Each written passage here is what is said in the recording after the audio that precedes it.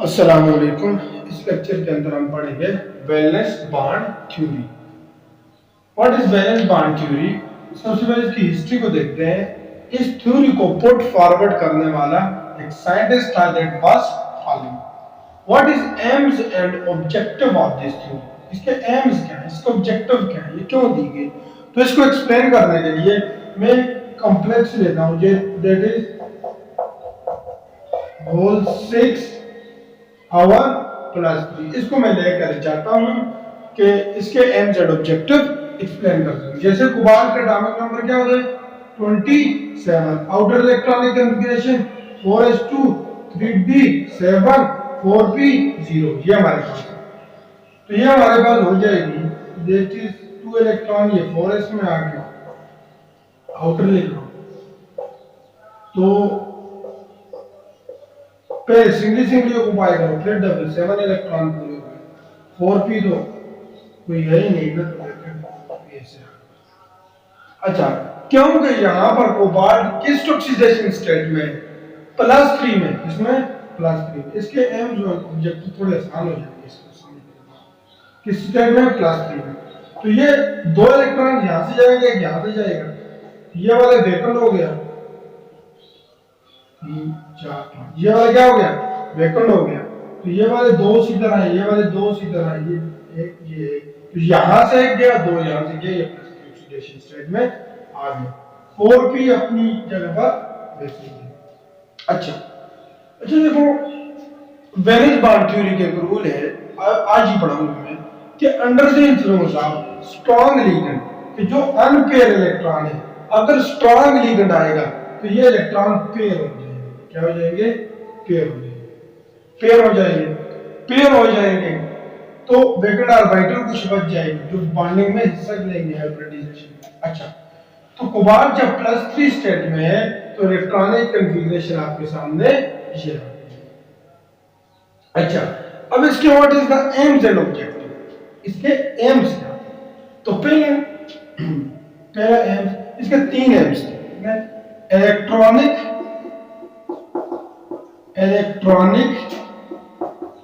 Structure of central metal atom in ground state, कि electron की structure को इसने एक्सप्लेन किया ग्राउंड स्टेट में। बच्चों ये वाली ग्राउंड स्टेट है, सेंट्रल मेटल एटम ही ग्राउंड, एक्साइटेड तो नहीं है ना, ये तो नहीं है कि हम एक इलेक्ट्रॉन लेकर उधर नहीं, ये ग्राउंड स्टेट।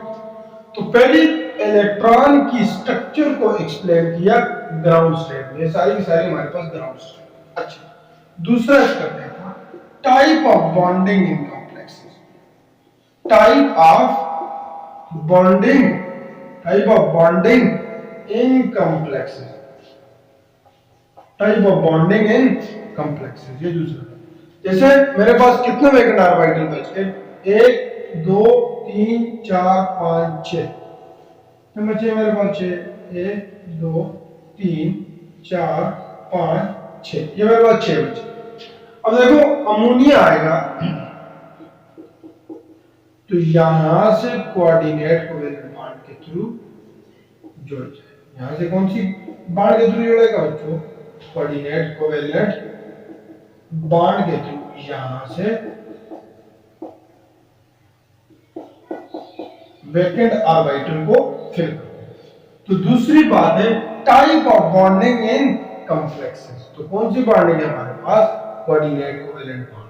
ये इसका दूसरा एम था कि type of bonding in complexes को एक्सप्लेन कर सके। तीसरा इसका मकसद था, तीसरा और आखिरी,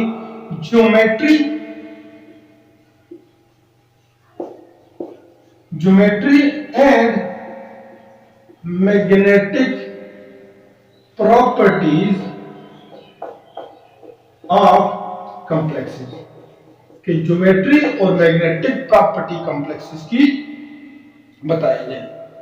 देखो जी, अगर मैं इसको देखूं तो इसकी ज्योमेट्री क्या है? लिगेंड कितने हैं? 6। तो जहां पर कोऑर्डिनेशन नंबर 6 होता है उसकी ज्योमेट्री कौन सी होती है? ऑक्टाहेड्रल। तो मैं इसको देखूं, उसको मैं ऐसे लिख सकता हूं CO CO, यहाँ पर भी NH3, यहाँ पर भी NH3, यहाँ पर भी NH3, 6 है ना, 6 NH3, तो मैं इनको ऐसे लिख सकता हूँ। तो यहाँ पर देखो जी, मेरे पास ज्योमेट्री कौन सी बन गई, मेरे पास ज्योमेट्री ऑक्टाहेड्रल की। तो इसका मकसद क्या था, ज्योमेट्री आप कॉम्प्लेक्सिस को भी एक्सप्लेन करें। और आखिरी जो था, चौथा भी लिख लो, geometry of complexes and magnetic property of complexes. Magnetic property भी इसने एक्सप्लेन की। देखो जैसे मेरे पास ये ग्राउंड स्टेट की हालत थी, अगर यहां पर एक इलेक्ट्रॉन, देखो यहां पर कोई इलेक्ट्रॉन नजर आ रहा है, नहीं नजर आ रहा ना, जो अनहाइब्रिडाइज, जो यानी एक ही अनपेयर इलेक्ट्रॉन है, नहीं है, मतलब ये वाला कॉम्प्लेक्स हमारे पास क्या है, डायमैग्नेटिक, मैग्नेटिक प्रॉपर्टी। अगर लेट्स सपोज यहां पर एक इलेक्ट्रॉन मौजूद होता, यहां पर ये यहां पर ये यहां पर एक इलेक्ट्रॉन मौजूद होता, फिर ये कॉम्प्लेक्स क्या होता, हमारे पास पैरामैग्नेटिक होता। तो ये देखिए इसके एम्स एंड ऑब्जेक्टिव, दैट इसका मकसद क्या था कि electronic structure of central metal atom ground state में एक्सप्लेन की जाए। दूसरा इसका मकसद था कि bonding, type of bonding complexes के अंदर एक्सप्लेन की जाए। तीसरा इसका मकसद था कि ज्योमेट्री और मैग्नेटिक प्रॉपर्टी कॉम्प्लेक्सेस की एक्सप्लेन कर सके। अच्छा जी, अब आते हैं इसके postulate. What is the postulate, what are the postulates of valence bond theory. Postulate,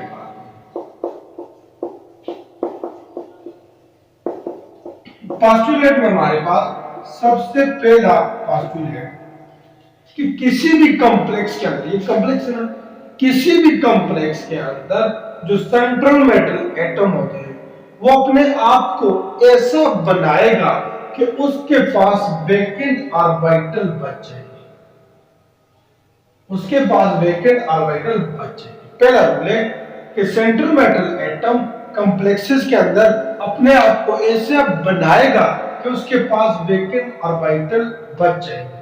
ये जो वैकेंट ऑर्बिटल होंगे, ये वैकेंट ऑर्बिटल होंगे, ये लिगेंड के साथ मिलेंगे।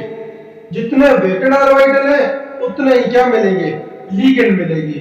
प्रोड्यूस क्या करेगा, हाइब्रिड ऑर्बिटल प्रोड्यूस करेगा, जिनकी एनर्जी क्या होगी, सेम। जितनी एनर्जी इनकी, जितनी इसकी, सारों की है। शेप क्या होगी, सेम, सारों की same, same energy, shape, but different क्या होगा, ओरिएंटेशन। 3D स्पेस के अंदर ओरिएंटेशन क्या होगी, डिफरेंट होगी। तो देखो पहला postulate, central metal atom, central metal atom in the complexes, in the complexes makes available vacant s, p and d orbital. These vacant orbital combines to form equal number of hybrid orbital। क्या क्या बताया था, इनकी having similar energy and shape, but different क्या होगा, but different orientation in 3D space। 3D space फिर से समझो कि जो सेंट्रल मेटल एटम होगा किसी भी कॉम्प्लेक्स का, वो अपने अवेलेबल बनाएगा। देखो ये वाला क्या है, S, ये वाला क्या है, D, ये वाला क्या है, P। तो जो सेंट्रल मेटल एटम होगा कॉम्प्लेक्सेस के अंदर, वो S, P और D एटॉमिक ऑर्बिटल को वैकेंट बनाएगा, अवेलेबल वैकेंट। S को, P को, D को, जैसे भी बनाए, वो क्या बनाएगा, वैकेंट बनाएगा। ये जो वैकेंट ऑर्बिटल होंगे, these वैकेंट ऑर्बिटल कंबाइन, ये जितने भी वैकेंट बनेंगे, उतना ही इनके साथ क्या मिलेंगे, लिगेंड मिलने के बाद क्या बना देगा, हाइब्रिड। ये क्या बन जाएगा, हाइब्रिड ऑर्बिटल। इनकी एनर्जी क्या होगी, सेम, शेप क्या होगी, सेम, ओरिएंटेशन 3D स्पेस के अंदर डिफरेंट होगी। टेट्राहेड्रल के लिए और होगी, ऑक्टागन के लिए और होगी, ट्राइगोनल के लिए और होगी। दूसरा पॉइंट कि हर एक लिगेंड के पास at least one lone pair of electron होना चाहिए। ईच लिगेंड सिग्मा ऑर्बिटल होगा, each ligand has at least one sigma orbital containing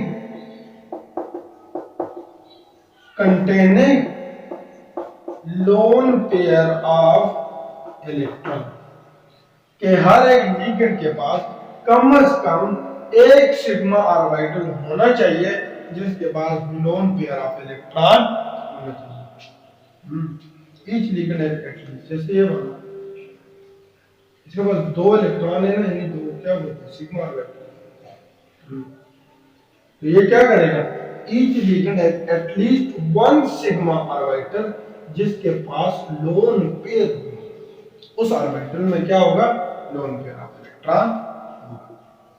अब देखो जी, हमारे पास सेंट्रल मेटल एटम ने ऑर्बिटल भी अवेलेबल बना दिए, लिगेंड के पास लोन पेयर ऑफ इलेक्ट्रॉन भी अवेलेबल। अब क्या होगा तीसरे पॉइंट में कि जो वैकेंट ऑर्बिटल मेटल ने बनाया था और जो फील्ड सिग्मा ऑर्बिटल लिगेंड की तरफ से आ रहा है, ये दोनों मिलेंगे, मिलने से कोऑर्डिनेट कोवैलेंट बॉन्ड बनाएंगे। तीसरा पॉइंट क्या है, तीसरा पॉइंट मेरे पास vacant hybrid orbital of central metal atom overlap with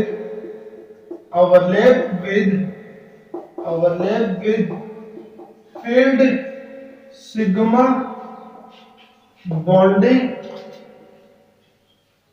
orbital forming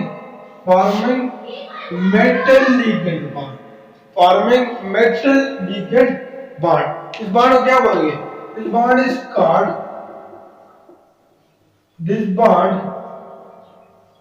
is called coordinate covalent bond।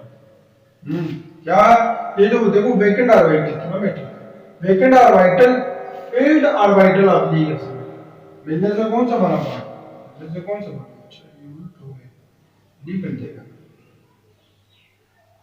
Forming metal ligand bond. इस बॉन्ड को क्या बोलते हैं, कोऑर्डिनेट कोवैलेंट बॉन्ड। लिख लिया। अच्छा जी, अगला point postulate number 4। Postulate number 4 हमें क्या कहता है,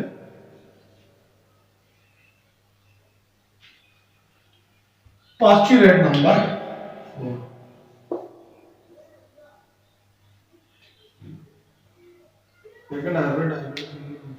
अच्छा, हमें पोस्टुलेट नंबर 4 कहता है कि जो नॉन बॉन्डिंग इलेक्ट्रॉन है, नॉन बॉन्डिंग, फॉर एग्जांपल अगर यहां पर एक इलेक्ट्रॉन बचे तो वो इसी तरह हुंड्स रूल के मुताबिक यहां पर ही, अगर देखो ना तो मेरे पास पेयरिंग होगी, अगर लेट्स सपोज ये पेयरिंग ना होती, अगर ये पेयरिंग ना होती तो इसका क्या होता, ये हुंड्स रूल के मुताबिक यहां पर ही रहेगा, ये कहां पर रहेगा, अनहाइब्रिडाइज्ड। अनहाइब्रिडाइज्ड मतलब जो बॉन्डिंग में हिस्सा नहीं लेगा, ये वाला ऑर्बिटल फिर बॉन्ड में हिस्सा नहीं लेगा। तो रूल नंबर 4 हमें क्या कहता है, non bonding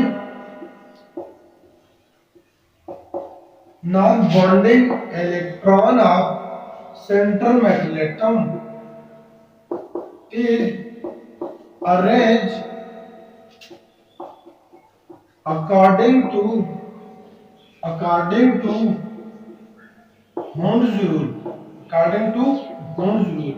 in unhybridized orbital, which do not take part in bonding. This is rule number 4 कि जो नॉन बॉन्डिंग इलेक्ट्रॉन होगा, नॉन बॉन्डिंग को समझ दो, एक इलेक्ट्रॉन जो नॉन बॉन्डिंग इलेक्ट्रॉन होगा सेंट्रल मेटल एटम का, वो कैसे अरेंज होगा? हुंड्स रूल के मुताबिक अलग से arrange according to in unhybridized element. Unhybridized मतलब ये कि जब बॉन्ड फॉर्मेशन होगा तो ये बॉन्डिंग में हिस्सा नहीं है। This is postulate number 4। उसके बाद मेरा पसंदीदा पॉइंट दैट वाज पांचवा कहा कि अगर कोई स्ट्रांग लिगेंड है, यहां पर पहले एक चलो, तो कोई स्ट्रांग लिगेंड आया तो इलेक्ट्रॉन फोर्स करेंगे। क्या फोर्स करेंगे? कि पेयर हो जाए, ये वाला उठकर इधर आ जाए। तो देखो पांचवा point, under the influence of strong ligand,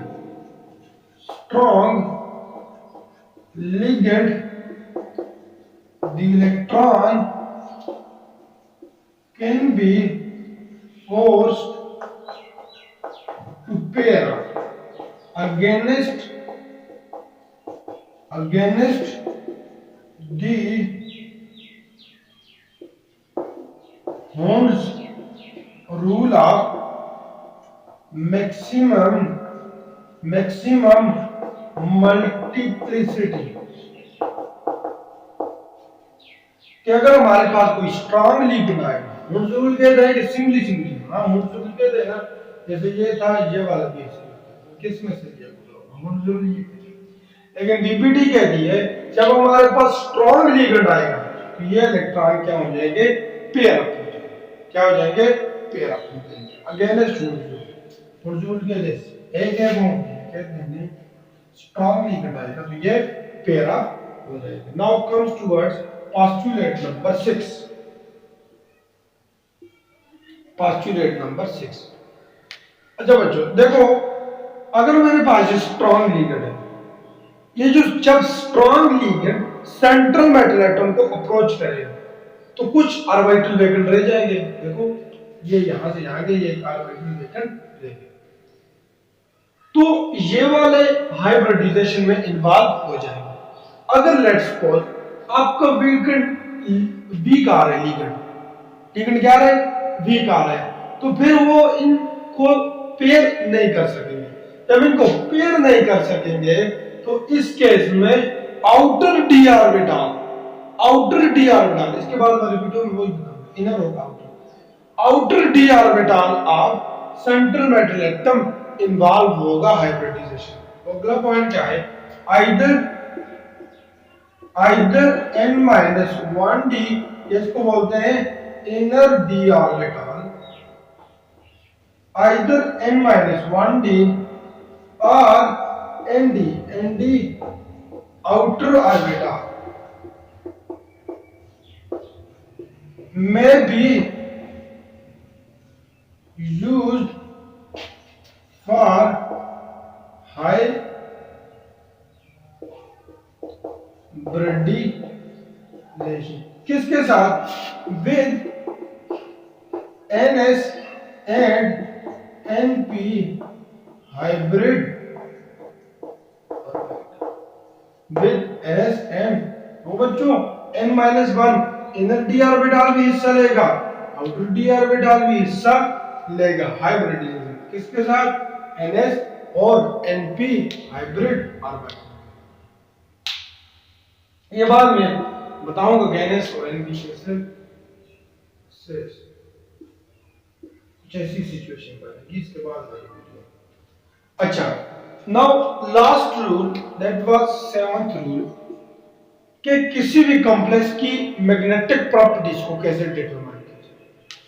तो किसी भी कॉम्प्लेक्स की magnetic properties according to VBT कहती है कि जितने number of unpaired electron central metal atom के अंदर होंगे वही मैग्नेटिक प्रॉपर्टी। देखो यहां पर नहीं है ना, यहाँ पर लेट्स सपोज नहीं है, क्या है कॉम्प्लेक्स, क्या है diamagnetic.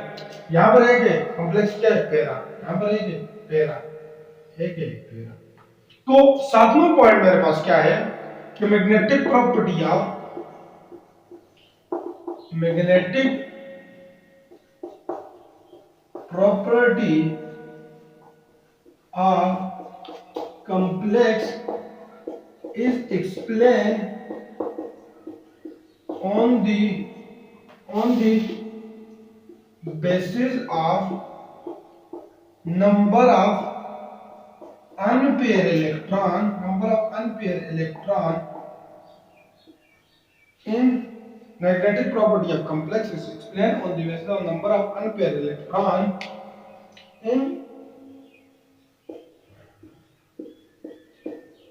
in the orbital of central matter। नजर आ रहा है, किसी भी कॉम्प्लेक्स की मैग्नेटिक प्रॉपर्टी कम एक्सप्लेन होगी कि उसके ऑर्बिटल में नंबर ऑफ अनपेयर इलेक्ट्रॉन कितने हैं। अगर होंगे पैरामैग्नेटिक, नहीं होंगे डायमैग्नेटिक।